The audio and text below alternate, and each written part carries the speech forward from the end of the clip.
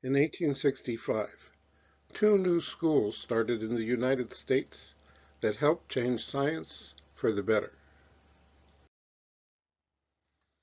One was a technology school in Boston, Massachusetts, that later moved to a nearby town called Cambridge. With a name like that, you can imagine the scientists wanted to be as good at math as people from Cambridge, England, people like Isaac Newton. That school is now called MIT, short for Massachusetts Institute of Technology. Meanwhile, in a smaller town in upstate New York, a school called Vassar was created to perform a new kind of experiment, helping women get a good college education. Our world of people has not been fully explained by science or math. One way that women are special and different is because they can become mothers. Generally, women and girls can do all the same things men and boys do. The same is true for people all over the world. Brothers and sisters can also be very different, able to do different kinds of things more easily. In 1865, women were not looked at the same way as men, and this is still a challenge today. The first teacher hired for Vassar was a woman herself, who studied stars and was expert with the telescope. Her name was Maria Mitchell. Like other ladies, she was used to being seen differently. She became famous for locating a comet in 1847. A comet moves fast in the sky, and like other lights in the night sky, finding it with a telescope is a good trick to do right. She was famous for her comet and also for becoming the first teacher at Vassar, where other women went to school. Mitchell was used to not being seen the way men were, and she kept going as a scientist anyway. One of Mitchell's students in Vassar's first year was Mary Watson Whitney, who followed in her footsteps. In Vassar's third year, a girl from New England arrived who joined them and the women of Vassar. Her name was Ellen Swallow. She had managed her family's grocery store and was determined to get her education. She loved stars, planets, and using the telescope. She made money helping other students learn. She even thought for a while that she would teach the science of stars and planets. But she was an experimenter.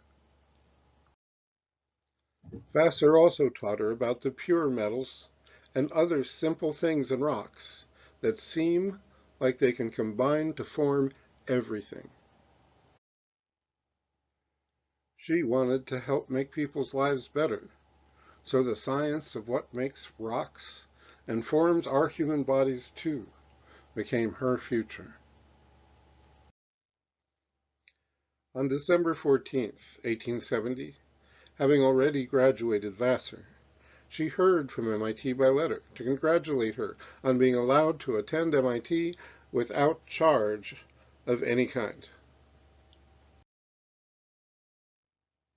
The president of MIT said he knew Ellen's former teacher, Maria Mitchell, the first woman ever admitted. Swallow received her Bachelor's of Science from MIT in 1873.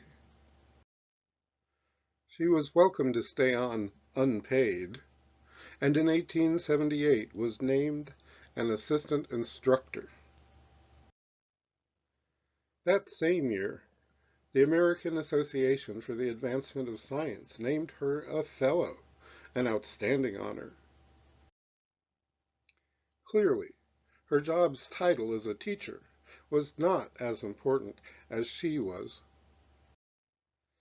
In 1883, women and men who were students at MIT began studying together in the same classrooms. Ellen had been an experiment.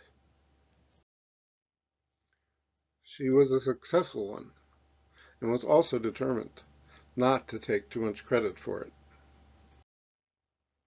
Swallow used her skills from managing the grocery store for her parents to organize the food and other things people need to live healthy lives. It was always a struggle, but she helped other women learn and become teachers too. And she helped people everywhere eat healthy food and be careful that their air and water were clean. She married a teacher of mining and saw great mines around the world where valuable rocks are pulled from the earth. For example, the metal used to build giant statues or bridges. Everywhere she went, she took water samples. Back home, she would test them to learn everything that was in the water, like little bits of rocks and pure metals. Along with her husband, when friends changed where they lived in Boston, they would make sure their friends' new houses had clean water as their gift. As we have seen, air is a mixture full of different things, and many things can also be found in water. Our body is made of many different kinds of things too, and what we need to be healthy, safe, and clean now has a science all its own. In these earlier days, beginning that science became Swallow's life. She was always a team player, never wanting too much attention for herself. She built networks and gave many male students their help up to successful lives in science. The high value Ellen Swallow put on what is healthy and safe for people is not thought as exciting as sending electricity through a telegraph wire. The stars were too far away for Swallow to spend her energies on. People resisted the truth of her science and do so even today, but she was right. She made sure other people knew it too, and without seeming like a big hero herself, she helped change the world in a way that was clearly for the better. Mary Watson Whitney, Ellen's schoolmate, did not stop learning after Vassar. First, she studied quaternions in Boston at Harvard with America's leading expert. She was invited to come, listen and learn, but only as a guest. By 1872, Vassar also gave higher degrees, and Whitney returned and received her master's degree.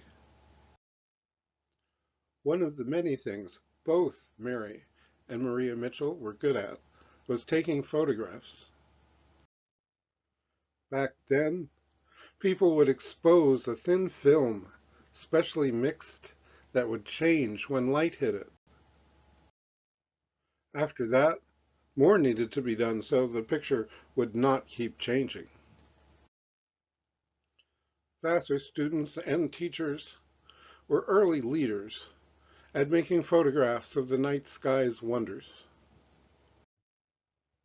To be comfortable doing years more study, Mary Watson Whitney crossed the ocean and went up the mountains to Switzerland and its city Zurich, named after the town's beautiful lake. There, Mary learned even more of the math of the stars and planets' motions in the night sky. She did not worry about finding money to pay for school, because her family had plenty. She took that privilege and turned it into the work of generations, seeing the distant stars more clearly and training young women to work beside her.